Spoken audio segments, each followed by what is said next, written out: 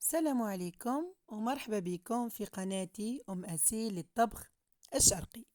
اليوم حبيباتي إن شاء الله راح نعملوا مع بعض كيكة الشوكولا.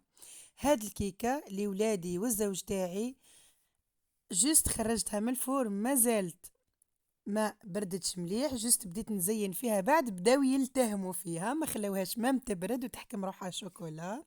صدقوني هاد الكيكة حبيباتي راح تكون أكثر من رائعة، تجي بنينة وبزاف خفيفة، ليه توجد وبمقادير مضبوطة. إذا عجبتكم الوصفة ما عليكم غير تدعموني بالجيم ونبداو في الوصفة على بركة الله.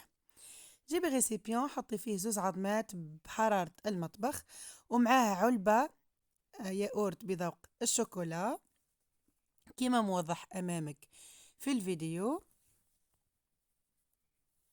بنفس العلبة تاع حبة الياغورت زيدي الزيت والسكر وضربي بالباتور مليح مليح حتى يتجانسوا هذوك المكونات وتحسي الخليط تاعك خفاف وبياض في نفس الوقت، مش بياض بزاف بزاف ولكن اللون تاعو برد شوية، ما كان غامق بهذيك الحبة تاع الشوكولا تحسيه راهو برد شوية.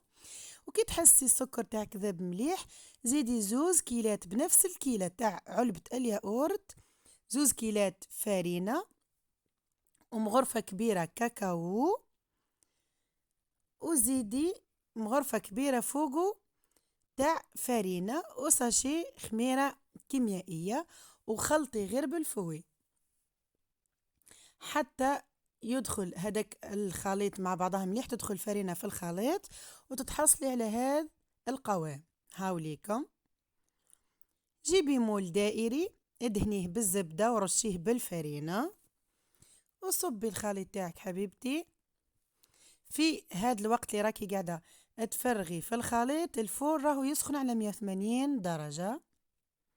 اخبطي شوي هداك المول تاعك باه تنحى الفقاعات ودخليها الطيب، شعلي عليها من الفوق ومن التحت وذوبي شوكولا في حمام مائي ضيفيها عليها والتزيين يبقى اختياري.